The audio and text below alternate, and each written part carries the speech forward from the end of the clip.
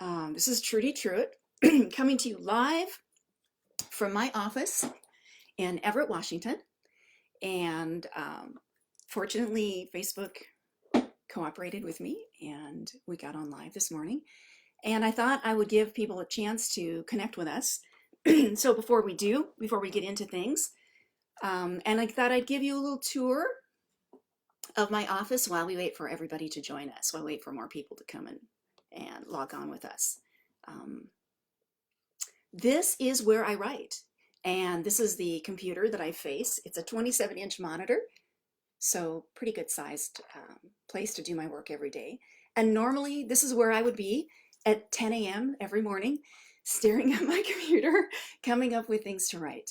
And this is where I wrote Explorer Academy, and most of the books that I've written have been in front of this computer. Hold on, I'll get my water. Hi, everybody. So good to see your names pop up, even if I can't see your faces, but you can see me. And we're just going to wait for a few minutes so that others can log on, since it was a 10 o'clock start time. And in the meantime, hi, Anne. Hi, Anne. Hi, Betsy. Oh, gosh, it's so good to see everybody and have you join me this morning. We're going to talk a little bit about Explorer Academy, about my writing process. Hopefully we'll have some readers join us and you can ask questions if you want. I thought while we wait for, hi Corin and Colin, good to see you guys. Hopefully we have some students joining us from Woodridge Elementary in Bellevue, Washington, and also Rockwell Elementary in Redmond, Washington, because those were the two schools that I would have been visiting in the next week or two had we not had this little issue that we're dealing with right now. So hopefully we've got some students that are joining us today. So one thing that I always like to do when I come to you from my office, which isn't all that often, is kind of share my writing space and my workspace. It's not that exciting to me, but I thought I'd just share it anyway. Here is, I will show you my desk assistant here. This is, if you can see her, this is Emmy Lou. She's turned the other way right at the moment. I could probably try to turn her. Hi, honey. She hangs out here on my desk most of the days and will sleep and tells me when it's time to take a break by chewing the cords on my computer. Beyond that, you can see a picture of my mom. She's holding me when I'm little, and my husband Bill is kind of behind that picture. And then back on the far corner wall, I have decorating my office some covers from some of my different books. So Julep O'Toole was the very first book that I ever published in terms of the fiction. And my husband Bill made these beautiful canvas prints for me. And so they're decorating my office. I have them in all the different places in my office. I will see if I can show you there we go. So this is Secrets of a Lab Rat, which was illustrated by Jim Palett, and that series. And then Bill also did these little laser cutout characters of some of my characters, which are kind of cool. So this is plastic, which is really kind of neat. This is Scab. He's from Secrets of a Lab Rat. And I have most of my characters from some of the different books. Here's Julep up here, and Coco, and Kestrel, and this one was just for fun. It's Emmy Lou again. Bill did this one for me too, which I think are kind of fun. And then on my shelf, I just have some of my favorite books down here, and some of my nonfiction books I also keep on my shelf here, as well as some books that are kind of unique and special. This is Explorer Academy, the Russian version. So I get to see some of the different translations. Explorer Academy has been translated into 20 different languages. So it's kind of cool. So here's my name in Russian. There it is, which I think is very neat. And then here's my other cat, Pippin, which he was in here earlier chewing plastic. This is a felt version of Pippin, but it looks pretty much just like my cat. He's sleeping somewhere now that he's finished. And then on the wall behind you, which you can't see, I have more canvas prints. And this is, show you this big one. So you can see how big they are. This is Explorer Academy, the Star Dunes, and the Double Helix. This is Double Helix. And I also have Nebula Secret too. So I have a lot. I have more covers now than I have wall space for. No surprise. So that's a little tour of my office, kind of share my world with you a bit. This is where I sit every day. And so I thought I would talk a bit about Explore Academy, how I got involved in that project. And then once we get into it in maybe 10 or 15 minutes when I'm finished, you guys will have questions. So think about some questions that you might want to ask. And Bill, my trusty assistant Bill, will run in and give me some of your questions, and hopefully I'll be able to answer some of those for you. So Explore Academy came about because National Geographic went to my agent and asked if I would be interested in writing a sample chapter and to basically try out to see if they would like my writing style and the story that I told. So I wrote a sample chapter for my editor Becky Baines and Jen Reese, my two editors, and turned it in and just crossed my fingers and hoped that they liked it. And fortunately, they did. And so the sample chapter that I wrote is actually the first chapter in The Nebula Secret, and it's a chapter where Cruz is in Hawaii and he's surfing, and there's a diver who comes under him and tries to drown him. And so I thought that would be a very action-packed, exciting way to start the book. But I didn't really know what I wanted to do after that. So when I got the job, I had to say, okay, so Cruz is going to thwart this guy and he is going to survive, but why is he trying to drown him? And then I had to create a 7-book series from that. So that's kind of how I got started. And you know, it's like anything that you do it one page at a time, one word at a time, one step at a time.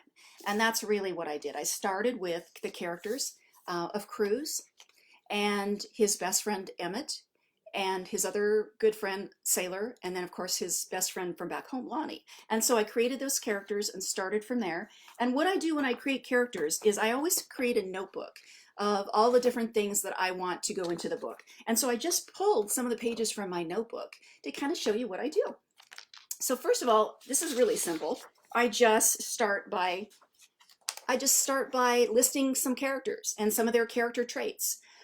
What are they like? Where their friends are? What are their hobbies?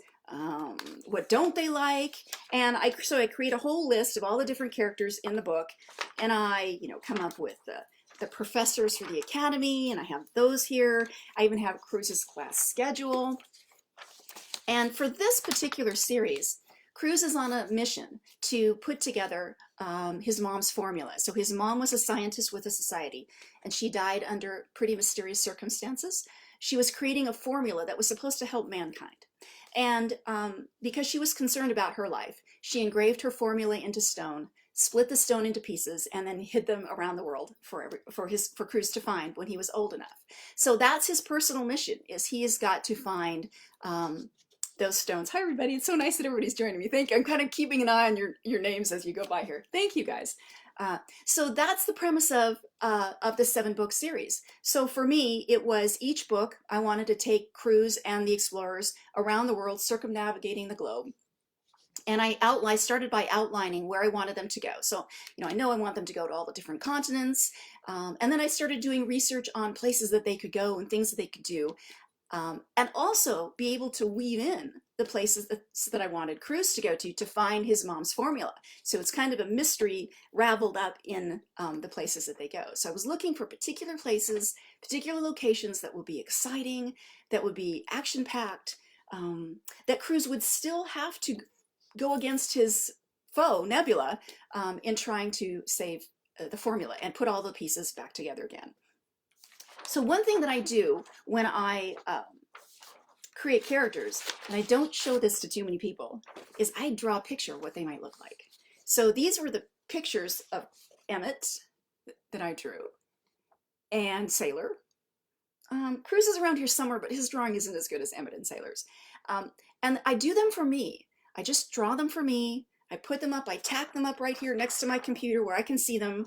And that helps me sort of visualize who the characters are, especially early on when I'm just getting to know Cruz and Sailor and the gang, and I can look at them and go, oh yeah, here's Sailor, and here's Emmet. And what amazed me is that most of the time I never show the drawings to anybody, and I didn't this time either. But Scott Plum, who did the illustrations for the interiors of Explorer Academy, really captured the characters so well that I think that my Emmet actually looks like his Emmet. So that was kind of cool. Very fun. Hi, quick questions. Which cats are helping me? Emmy's helping me. She's right on my desk over here. Pip was in earlier chewing plastic. So we have, and then Misty was walking around here somewhere. We've got everybody here today. So one of the other things that I do is, especially for this series, I created a lot of techno gadgets for the explorers to wear. So Cruz has a honeybee drone. He's got an octopod, which is a defensive spray that he can spray toxic fumes into his enemy's eyes if he needs to. They have a GPS pin. They have time capsule that will hold a memory. And in order to keep all these things straight, what I do is I literally draw a picture of it. So here is my rendition of what Cruz's uniforms, and of course their uniforms, thank goodness Scott is a fantastic illustrator, and because this is not my forte, but this is just kind of tells me where everything is. So here's their GPS sunglasses, kind of funky glasses, and then in each pocket, because I have to remember, you know, if Cruz can't dig into his right pocket for the octopod if he really keeps it in this left pocket. So I have to remember all those things. Oh, and there's something down here that you can't see. That's a secret. We'll keep this one a secret because it doesn't happen for a while. But so you can see all the different places where, like, he has his mom's journal, and he's got the translator, and Mel is up here on the upper right pocket. So this way, when I'm describing the action, I can refer to this drawing and know where he is. And I did the same thing when we did the ship. So here's my drawing of the ship. Really not good, but when we first started, we named it Polaris, and then we decided that, hey, why don't we name it after a real National Geographic ship? So that's why the name in the book is Orion. So it's been changed. But so this just gives me an idea of where everything is in the ship, and I can visualize it in my head. So here's Cruz's cabin over here, and the explorer cabins, and here's the galley and the dining room, and a little secret lab, mystery lab down here. So this is a way for me to kind of keep track of where things are in the book and be able to remember everything in connection with everything else in the book. One of the things that I do too with my characters is I like to give them unique traits. And we all do that as writers. We come up with something that's interesting and distinctive for every character. And so with Emmet, I came up with these Emoto glasses that Emmet wears. So Emmet wears glasses that connect to his brain waves and change color and shape based on Emmet's moods and emotions. And I realized early on that I may have backed myself into a little corner with this because I couldn't remember all the different colors and shapes and what they stood for when I started writing. So what I had to do was write it down. So this is Emoto. I have never shown this to anyone. You guys are the first to see it. This is Emmet's Emoto Glasses, and it tells me the colors, all the different colors of his glasses and what they mean, what the emotions are, and the different shapes and what they mean, so that I can make sure that throughout 7 books in the series, I am able to precisely and accurately explain his emotions without messing up. And I did the same with the students. So these are all the students in Explorer Academy because there were 24, and I want to make sure that I don't forget anybody. So these are all the things that I just put into my notebook that I can go back to. And once I get that going, then I start with a synopsis. And this is what most writers do. It's called an outline or synopsis. And we create a story idea. And it's basically a way for us to know what's going to happen in the beginning, the middle, and the end of the book. Now, sometimes some writers like to do very detailed outlines and they know exactly what they're going to write every single day. That would not be me. I like to do maybe 5 or 6 pages, and this is the synopsis for book 1. And I think it's like maybe 5 pages, 6 pages long. And I just tell my editor, this is what I want to do in the book. This is what's going to happen. These are the major events of the book. But when I wake up every day and I start writing, a lot of that changes. It changes because the characters tell me I want to do something different. It changes because the plot is going too slowly or going too fast, or I want to put something in, or I thought of something, or I thought of a better idea than what I have in my synopsis. So these are all the things that, hi Woodridge Elementary, I'm catching you here on the right hand side. So these are all the different things that I put into my synopsis. And then I give this to my editors, they look it over and they say, we like this, or maybe you could do this or change this. And then that's where I go from there. Then I start writing the book. One of the things that I like to do in a book too is kind of do a scene list of where I am each day. So this is what I do. I literally have a calendar, and every scene I write down the scene, where it happens and the date and the time, or morning or afternoon. And then I have a running list of what day it is, because the explorers are going through a whole year of their lives at Explorer Academy. So I want to make sure that I'm not off by a day or a month or a week. So this one is the scene list for, which one? This is for the Star Dunes. And in the chapter one says cruises in a cave in Turkey. And it's Sunday, November 29th, and it's his birthday.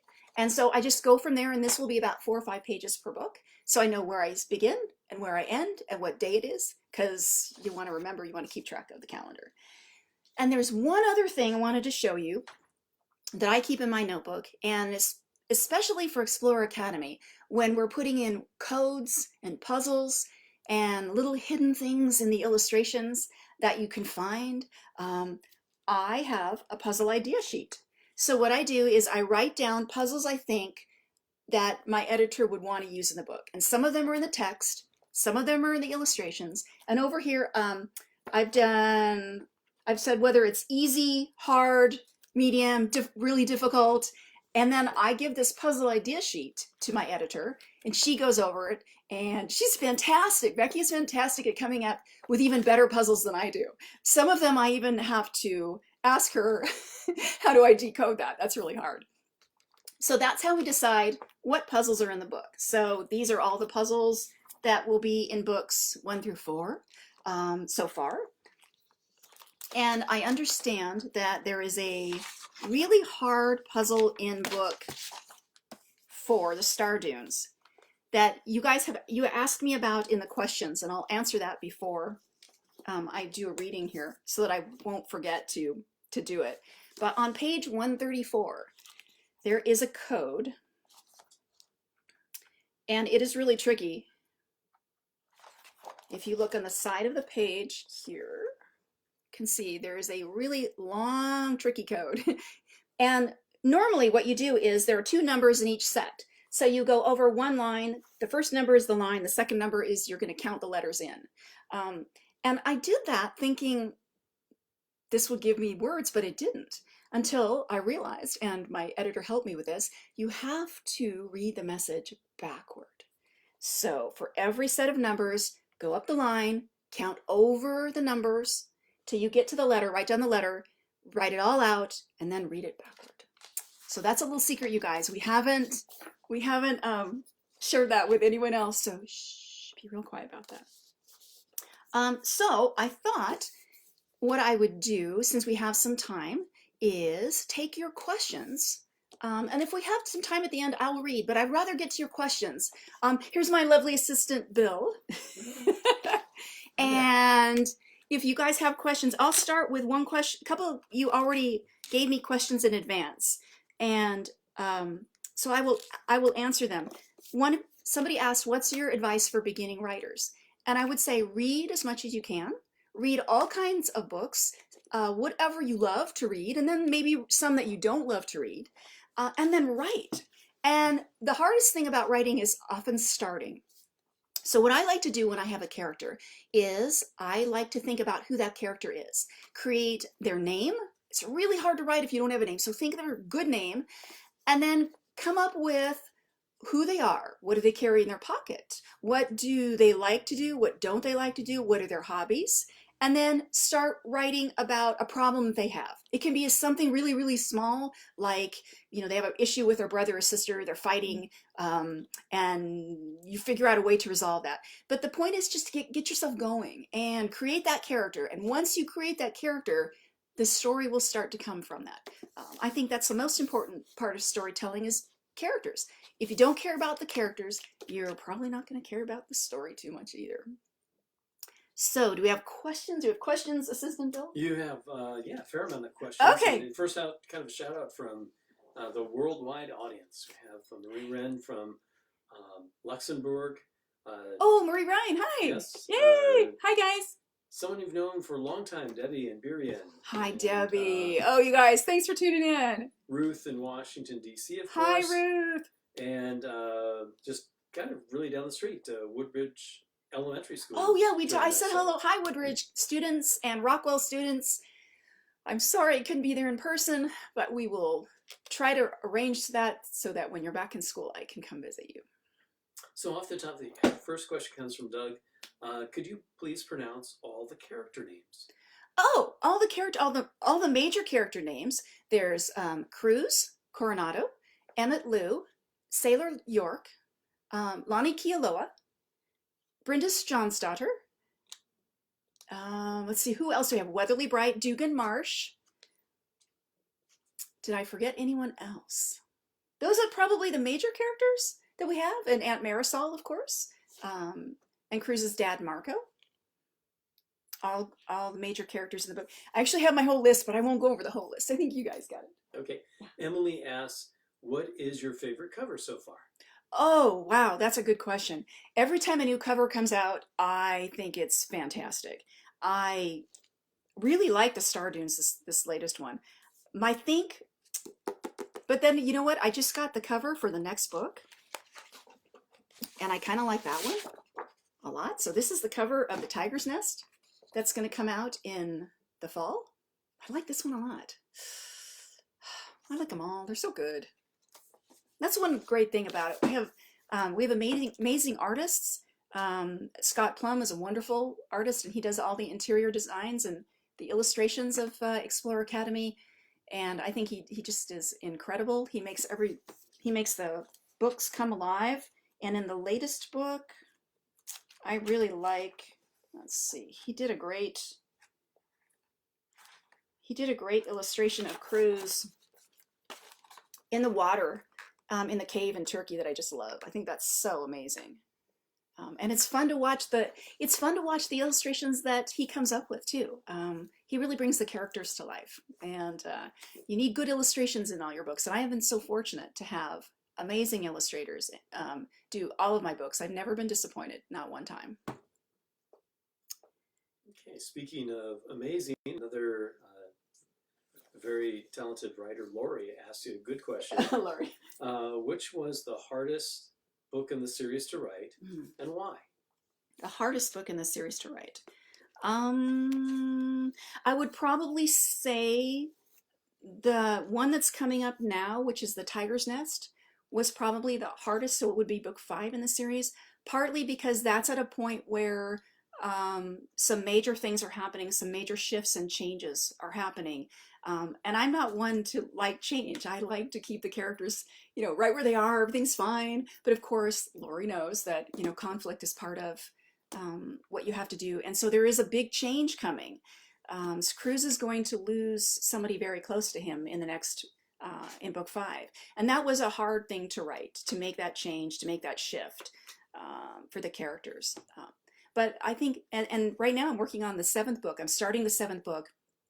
And I'm finding that one kind of challenging too, just because I know it's the last one. I have to wrap up everything that I've done so far and say goodbye to the characters, and that's hard. Harder than I thought. Yeah, hard thing. Well, I'm going to give you as many questions from as many different people as possible. Oh, sure, yeah. Another question from Lori that's outstanding. Which character is most like you? Oh, gosh. I would say probably, no, that's a good question. I would say Lonnie is probably most like me. She's quiet, but thoughtful. She's sort of Cruz's conscience, and that's kind of me. I'm everybody's conscience. But gosh, that's a good question. I think probably Lonnie, I would say. But there's a personality quiz that you can take at exploreracademy.com, and lots of great resources there too. So I took the personality quiz, and it said I was most like Emmet. So I guess, probably a combination of those two. Okay.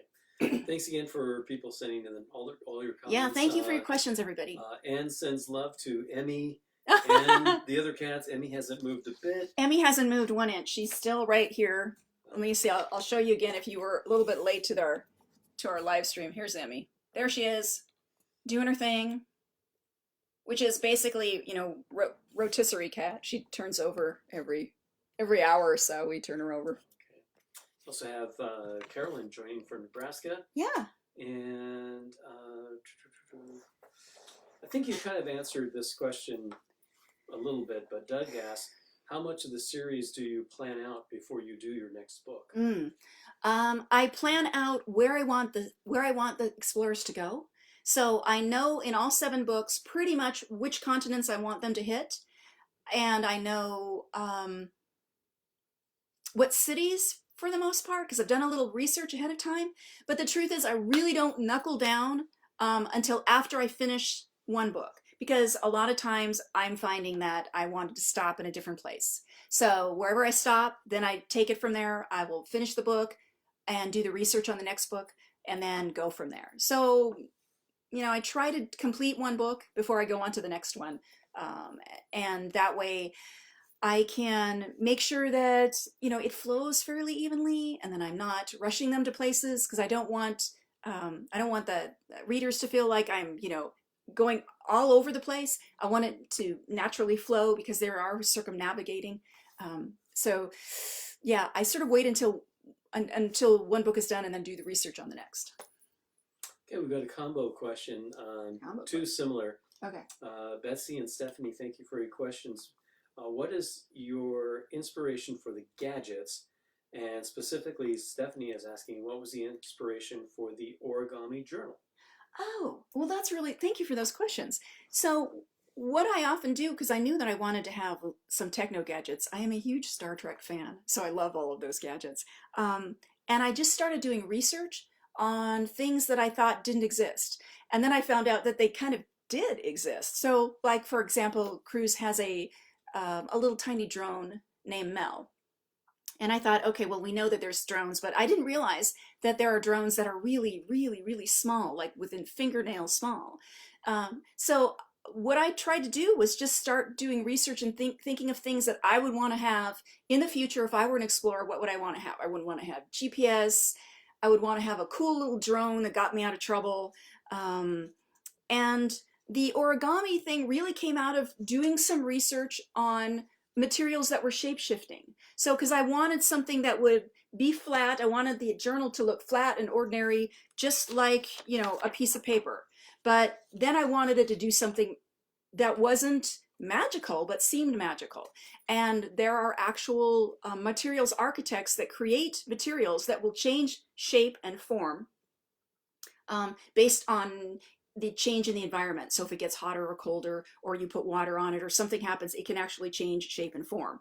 And that's what I thought, that's exactly what I need. So I started looking at different origami, because that's what paper is. Origami is changing shape and form. And I happened to find an origami ball with lots of different points on it. And I actually turned it in with my book and said, this is kind of what I want it to look like. And sometimes I'll do that with the art. If I find something interesting that inspires me, that I think will help inspire Scott, the illustrator, then I will tag that along. We call it scrap material. I will tag that on to what I'm going to be turning into my editor, and say, hey, could we do something that looks like this, or is the same color or shape, and then let Scott take it from there. Very collaborative effort, though. Good question. Thanks for that. Richa asks, do you consider your books to be fantasy?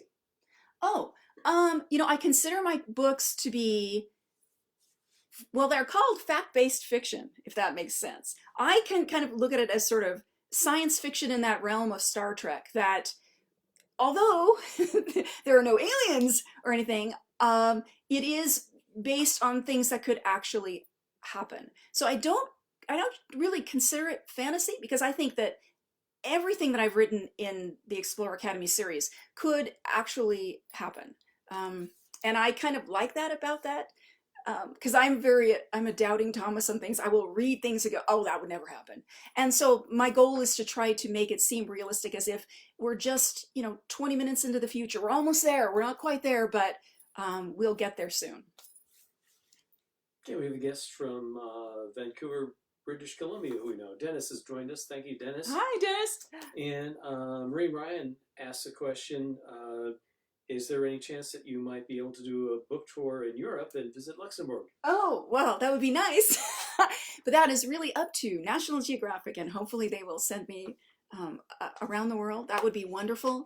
I've had a great opportunity to travel extensively throughout the United States and visit students across the country as each of the books have come out. And with the Star Dunes, I got the chance to do a radio tour. So you might be hearing, depending on where you're listening from, you might be hearing me on the radio sometime in the near future.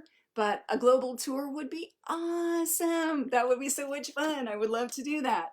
So we've got maybe a couple more minutes before I have to say goodbye. Are there any other pressing questions we have? And then we'll let you go. I still have a couple. Rachel's asking, Okay. any idea about your next book after this series?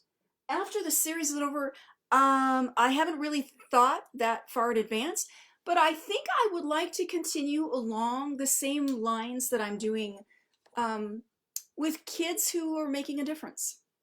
I was really touched by the National Geographic explorers that I met when I did the research for this book. And I didn't really talk too much about the research behind this, but I was really fortunate in that I got the chance to interview explorers about what they do around the world and how much of a difference they make.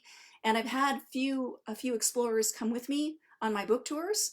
And just to see their passion and their commitment and their drive, I'm amazed and inspired.